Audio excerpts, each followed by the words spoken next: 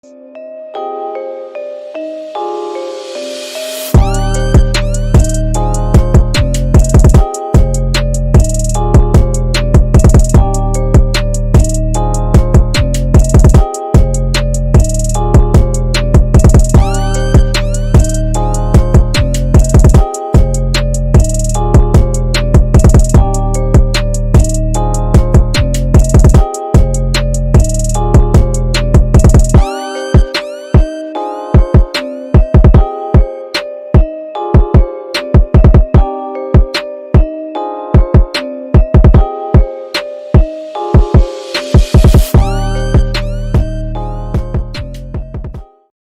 right, episode 4. Hard Knocks. Man, this episode was it's kind of hard to watch certain episodes when you know who's getting cut. Mm-hmm. Like it's like, dang, like, okay, like, I really like you, but come to find out you got waived. Like, the narrator's talking like, it's his chance to approve. Serve the spot on this team. It's like the two we were just talking about in episode 3, Easy and Pimp. Like, it was like episode 4, it was more backstory on both of them. And that's the episode where he was getting his juggling classes and he's talking about, like, yeah, it helps with my hand-eye coordination. But as Eric said during the episode 3 part, like, maybe the jug machine would have been a little bit more helpful. So, but that's the only thing with the show being like, it's going to be a week behind training camp. So, like, you're going to know some of the outcomes already before you see it, unless you're somebody who pays no attention to the NFL whatsoever. Oh, so you were surprised? The only one I saw that got cut was Blau. Yeah. Oh, damn. And that's Pip's fault. Why you say it's Pimp? I mean, it might be Easy fault. He got him hurt in that last game. I was just saying, he was getting lit up, bro. Easy got him smoked. He was getting lit up, bro. My man didn't look good at all. He couldn't. There's no way. What can you do? You getting hit that? Only look good was the actual throwing motion. His throwing motion looks good. You can't judge nothing else. Ain't nobody catching passes, so you can't say that. Damn, it was good placement, but damn, can he catch? Ain't nobody catching him. He ain't blocking for him. The running backs they trying to do their shit, but it's still Detroit. Like, Blau ain't had no. He ain't had no shot, bro. He tried. Blau was sitting there getting blown up. Man, Blau every time. This man on it. He on his back as soon as he called hike. Kill what? Kill Blau. That game. Kill the quarterback. Smoke his ass. Hey, he was like, "Come on, guy, come on, man." Hey, he was so pissed. Come on, man. Gee, golly willikers. Son of a biscuit eating bulldog. Liquor.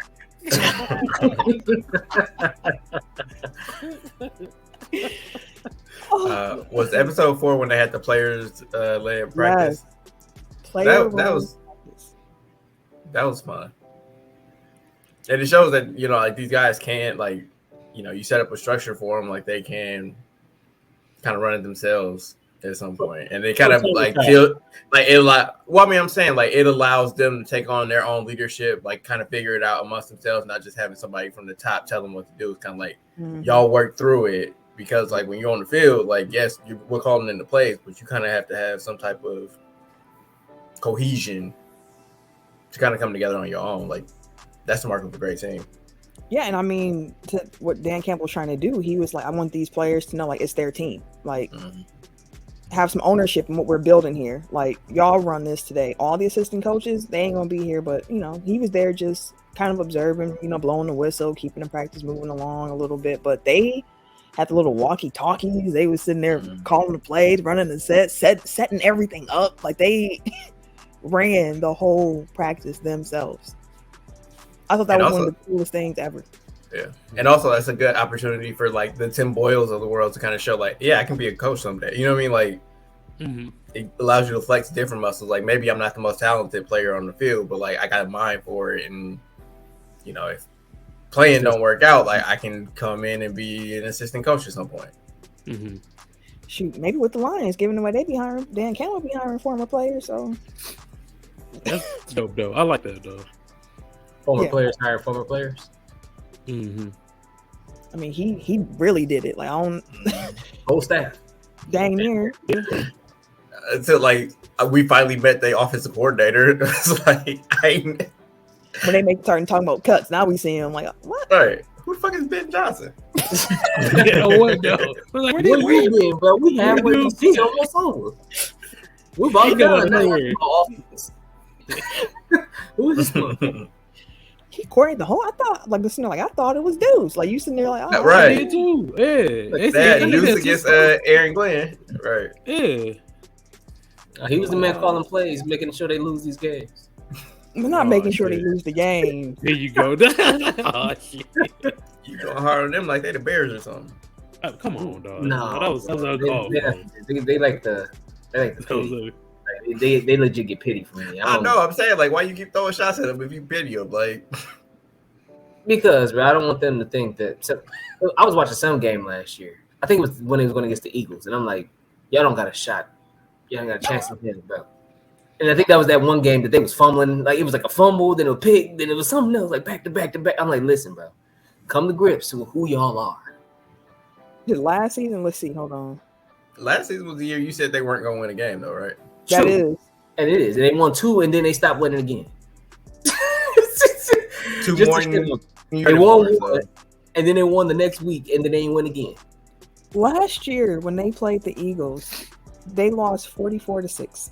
Yeah, that's when I was talking to him. I was like, listen, understand who y'all. No, we gotta understand who y'all are. Just understand and know that y'all not like that. And what y'all do, y'all will be so much better. So this year, y'all are better than last year on paper. It looks like y'all better than last year. And it will be. No finish shade with a better record than the Bears. And that's no shade. I'm just saying. Right. Hey man, what? I got the Bears winning 5. What, they gonna win 5? Then they gonna win 6. If you got them 5, they gonna win 6. Then they gonna beat y'all twice. 2 of them. Something. I don't know. Well, what's the jumping? What's that? 400% in win percentage or some shit like that? Go from 2 to 6 wins. Hey, bro. Before we go the Lions fought though. The Lions, they fought last year, even though they wasn't winning like that. They was fighting to the end. So some of them gonna turn around to W's though, for sure. And a lot of them were unlucky. Like they had a few unlucky losses where it's like, dog, he really hit a 60-yard field goal on y'all. Like, oh, well, hey, like them's the breaks, and that's part of what Dan Campbell was talking about in the last episode, where he's like, yo, it's a very thin line. Like it's just little mistakes that we make, and we end up here. That's why they won 13 games or lost 13 games last year. 13-1 was the record because they had that ugly tie. Yeah. Wasn't that against the Browns? Steelers, I believe. I thought it was Pittsburgh. I think it's the Steelers. Yeah. Yeah, it was Pittsburgh. Yeah, that was an ugly game because neither one of them wanted it in the fourth. I remember that game. Neither one of them wanted that damn game. We're going to have to take a quick break really quick, though. But when we come back, guys, I want to talk about one, the preseason game that we saw in episode 4, but also being able to kind of go into the back room and seeing the coaches talking about the players as they're getting ready to like make some cuts and make some decisions ahead of week 5's episode where, you know, you finally see what the final cuts were. Although by the time of this episode coming out, you already knew who most of those cuts were. So if you're listening on the Good News Radio app, we will be back in about 3 minutes or so. If you're watching on YouTube, you won't notice too much of a thing. We're going to be right back in a jiffy. So stay tuned. We'll be right back.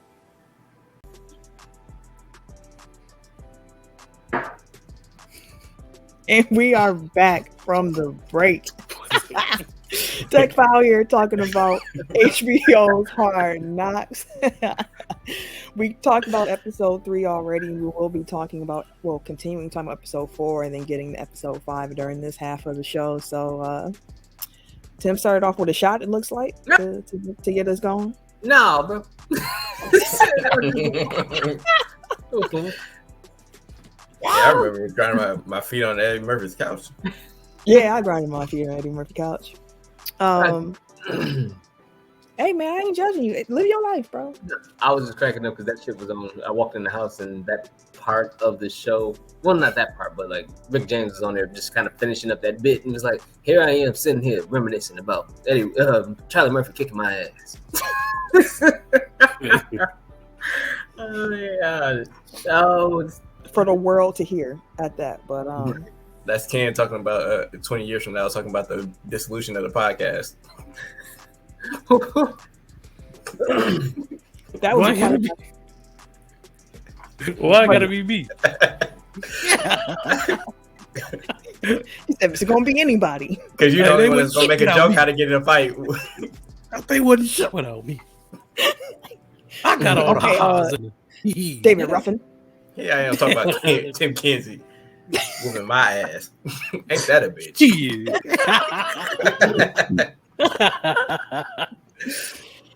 But no, okay. So episode 4, as we were talking about, we got a chance to kind of go in the room with the coaches when we learned they had a different offensive coordinator. As they're starting to talk about players and who's going, who should make the team and who shouldn't, and they talking about Craig Reynolds, and they're like, no, we love him. Like, if we cut him, it's going to be some offensive linemen coming to the door like, yo, what did you do? Like, I was like, that's fascinating. Like, I've always wanted to kind of be a fly on the wall with personnel conversations. Like, that's so interesting to me. Like, why'd you come to the decision you came to? Mm-hmm. Sometimes it'd be, and we've seen enough Hard Knocks where sometimes you'd be like, okay, I see what you're seeing, coach. Like, no, the motherfucker can't catch a cold. Fast as shit. Can't catch shit. Like, but then there's other times you be like, bro, no, he was like cooking in preseason. Like, and what was the reason why we can't keep him? Why can't we keep him at the back of the bench as the 6th lineman or the 5th linebacker or whatever? How many linebackers are we trying to hold on to? Like, how long? You know what I mean? Because, like, we just came to the 50-man roster cuts recently in real life, right? Mm-hmm. Well, I guess the show coincides with it. But it's one of those things where, like, okay, you got guys that come back on the practice squad, and that's not that many. It's a handful. You got guys who get signed to other practice squads. But again, the dudes that you've had all preseason ain't really the ones that you're signing to the practice squads because they coming from other practice squads. Yeah, you got your scouts and shit. But all of this shit just, like, it's kind of wild how it sometimes you plan on keeping 6 linebackers, hypothetically. You plan on keeping 6 linebackers, but then you got 3 offensive linemen that's playing outstanding. So now you go from 6 linebackers, like, okay, damn, we're going to hold on to 2 running backs total. And put 1 on the practice squad to hold on to these other cats who's playing phenomenal now just from training camp. Mm-hmm. Like, I'm with you. Like, it's kind of weird to see how fast. Like, it seemed like it could switch on the dime, kind of like WWE. Like, hey, yeah, we planned on this, but shit, it is what it is. I mean, I would have. I was gonna say I would imagine that it's like you have your positional minimums where it's like we got to carry at least X, Y, and Z. 2 running backs, 1 quarterback, 3 receivers, whatever. Like, you have your bare minimum, and then like it kind of depends on, is this a person that we can develop long term? Is this somebody that we got to worry about like injury protection? Is this somebody that can play special? Like, it's so much into it beyond like just these positional designations. So like you got to have like a bare minimum, but I think that there is some wiggle room, and then it's like, okay, well, there's this guy that we really liked in the draft, and there's a chance he could get cut, and we actually like him more than the guy that we've had because he has more natural talent or he fits our scheme better or whatever it is. Like, they're juggling much more than just like this guy outplayed this guy, or it's like the little receiver Kennedy, maybe he caught a touchdown in one of the preseason games. Yeah, 2 touchdown games.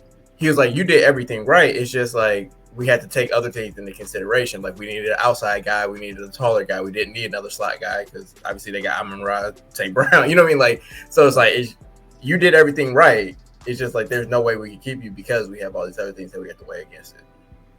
Yeah, and that's what I was going to kind of say, because I was like, when I was watching it, it wasn't surprising to me how quickly they were changing up. It's just the conversation of how they're evaluating talent is really interesting to me, because you have to look at it like minimum position minimals, of course, but also like Tim was saying, some people might be like, yo, ideally we want to have 6 wide receivers going into camp, but maybe an offensive lineman plays so well where you're like, well, he's more valuable than us having that 6 wide receivers. So like, we're going to actually go with this lineman over this receiver. So like, that's super interesting to me. And I love those conversations for sure.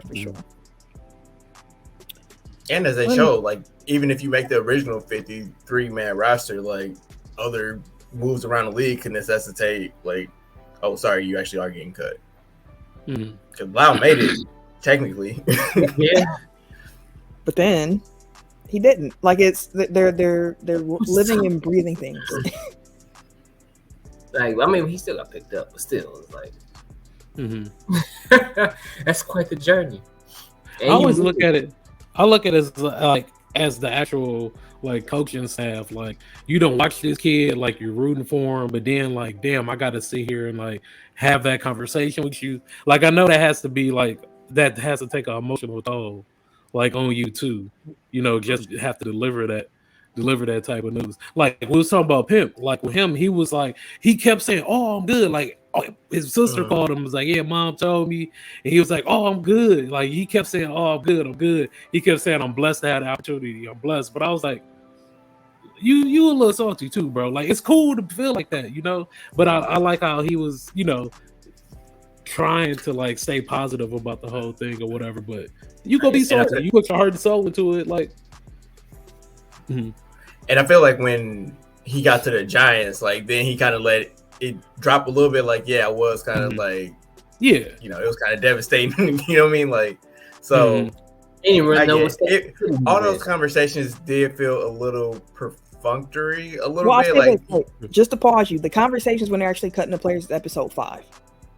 So in 4, it's more so you're seeing the coaches and the evaluators, and all of them are kind of just talking about what they're thinking about doing. We as the viewers already knew what's the outcome were because they're all a week behind when it's in live time. But I do want to just call that out. That's episode 5.